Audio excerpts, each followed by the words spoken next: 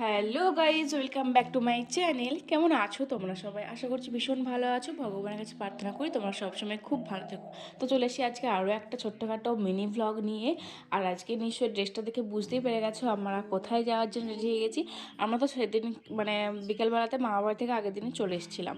তো আর বড়োরা গেছিলো তারাপীঠে পুজো দিতে।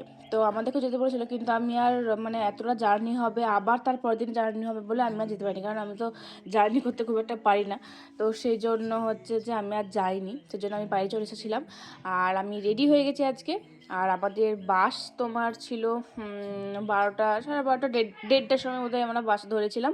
কারণ আমাদের ট্রেন ছিল 3:30 আরামবাগ থেকে, 3টে কি 3:30 এরকম। তো সেই জন্য আমরা একটু আগে থেকেই বেরিয়েছিলাম। মাকে টাটা করে দিলাম। মায়ের জন্য ভীষণ মন খারাপ হচ্ছিলো যে মাকে একা রেখে, তো বাবা চলে যাওয়ার পর থেকে তো একা রেখে কোথাও সেরকমভাবে যাওয়া হয় না। এখন সবসময় মা আর আমি সব জায়গাতে যাই। ভাই থাকে তবু বাড়িতে, তবু মা আমি অবশ্যই একসঙ্গেই থাকি সব সময়। তো সেই কারণে একটু টেনশন হচ্ছিলো। তো যাই হোক, আবার টেনশন দূর হয়ে গেছিলো, কারণ মেজদি চলে এসেছিলো বিকেলবেলাতে। মেজদিকে বলেছিলাম, সেই জন্য মেজদি চলে এসেছিলো। মেজদি যেহেতু এখন শ্বশুরবাড়িতেই আছে, সেই কারণেও কিন্তু বোলাতেই চলে আসতে পেরেছিলো। তো যাই হোক, এদিকে আমরা বেরিয়ে পড়েছি। আর দেখো মানে নেতাজি মোড়ে চলে এসেছি। আর নেতাজি মোড়ে আসতে না আসতেই পড়ে গেছে সিগনাল। আর এটা তো মানে মাস্ট, মানে পড়বেই, যেখানেই যাও না কেন এইটা ঠিক পড়বেই। তো তারপরে আমাদের কিন্তু সঙ্গে সঙ্গে বাস পেয়ে গেছিলাম। মা লক্ষ্মীও ছিল, আবার অরিন্দ্র বৃষ্টিও ছিল। অরিন্দ্র বৃষ্টি তো চাপি না, অরিন্দ্র বৃষ্টির বাসটা যা বাপরে ভীষণ ভয় লাগে। তো মা লক্ষ্মীরাতে ভাবলাম যে যেহেতু ফাঁকাই আছে, তো এটাতেই চেপে পড়ি। তো সব ফাঁকা ছিল, আর রোদটাও ভীষণ ছিল, সেজন্য একটু ছায়া দেখিয়ে বসলাম আমি আর বুড়ি। আর ভীষণ একটা এনজয় হচ্ছিল যে ফাইনালি আমরা বেরোতে পারলাম আর কি। অনেক যুদ্ধ পরে, অনেক প্ল্যানের পরে মানে ফাইনালি যে বেরোতে পেরেছি এটাই অনেক। তো তারপরে আর আমি ভিডিও কিছু করিনি। এমনি নর্মালি ছিলাম, বেশি গল্প করতে যাচ্ছিলাম যে বেশি বেশি কিছু ভিডিও করবো না, তাহলেই আবার এডিট করতে ঝামেলা লাগবে। তো ফাইনালি আমরা একদম আরামবাগে এসে তোমাদের সাথে আবার দেখা করছি। আর আজকে আমাকে অবশ্যই জানাবে যে আমার আউটফিটটা বা আমার কেমন লাগছে। আর আউটফিটটা চিনতে পারছো, এটা আমি কিন্তু মেলা থেকে কিনেছিলাম। তবে আমি ভেবেছিলাম যে একটু ওভার সাইজ হবে ব্যাপারটা। মেজদি বলেছিল যে না, এটাতে কিন্তু তোর ওভার সাইজ হবে না, তোর কিন্তু টাইটই হবে।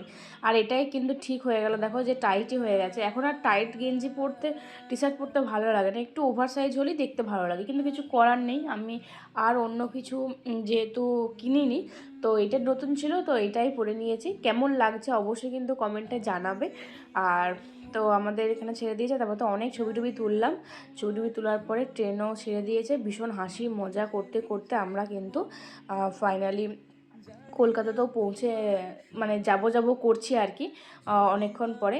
আর মানে বললাম না, একটা ভীষণ মনের মধ্যে মজা হচ্ছিল যে কতদিন পর বাইরে বেরিয়েছি, ঘুরতে যাচ্ছি, তাও আবার সব থেকে প্রিয় মানুষগুলোর সাথে। মানে বোন হচ্ছে এমন একটা আমাদের কাছে, মানে বোন যেখানেই থাকবে সেই জিনিসটাই ভালো হবে। মানে ও ভীষণ স্পেশাল আমাদের কাছে, ওকে ভীষণ ভালোবাসে আর ও আমাদেরকে ভীষণ ভালোবাসে। তো সেই কারণে আর কি যে ওর সাথে যেতে পারছি। অনেক দিনের একটা স্বপ্ন ছিল আমাদের দুজনেরই, আমাদের সবারই, মেজদি বদ সবারই। বাট ওদের এখন আর যাওয়া সম্ভব না। তো আমরা দুজনেই একটা ঠিক করলাম যে চল ঘুরেই আসি। আমরা যে এখনও ব্যাচেলার আছি, সেই কারণে কবে যে কি হয়ে যাবে তার নেই ঠিক, তো তার আগেই চল ঘুরে চলে আসি। তো যাই হোক, ফাইনালি এখন অনেক গল্প করব, সেগুলো সব পরে থাকুক। এখন আমরা চলে এসেছি দাদার রুমেতে। আমার মেজো মাসিমণির ছেলে এখানে থাকে, ও ওখানে চাকরি করে যেহেতু কলকাতাতে, কাজের সূত্রে এই রুমেতেই থাকে। ও 3জন বন্ধু সহ থাকে, কিন্তু একজন বন্ধু বাড়িতে গেছিলো, হোলির জন্য ছুটি ছিল, পেয়েছিল। আর একজন ছিল, তো দুটো রুম যেহেতু, তো কোনো অসুবিধা ছিল না। বোন তো ব্যাঙ্গালোর থেকে এসে মাঝে মাঝে এখানেই যেই থাকে, ওঠে, তো কোনো অসুবিধা ছিল না। সেজন্য আমরা এখানে দুটো রুমে ছিলাম। এই হচ্ছে আমার দাদা, শান্ত দাদা। তো শান্ত দাদা আসতে না আসতেই আমাদেরকে কিন্তু এদিকে মোমো, আর ভাই যেহেতু চিকেন মোমো খায় না, সেজন্য পনির রোল এনে দিয়েছিল ভাইয়ের জন্য, আর নিজের জন্য রোল নিয়েছিল, চিকেন রোল। আর ওর বন্ধুর জন্য নিয়েছিল চিকেন রোল। আর আমরা বলেছিলাম যে আমাদের জন্য মোমো নিয়ে আসতে, সেজন্য মোমো। তো মোমো সবাই মিলে খেয়েছি, আর রোলও সবাই মিলে ভাগ করে খেয়েছি।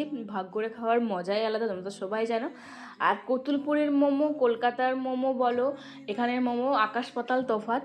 মানে এত ওয়াও খেতে, ওয়াও মোমো, পুরো ওয়াও খেতে, মানে উফ, এখনও জিভে জল চলে আসছে, দেখে আমার লোভ লাগছে।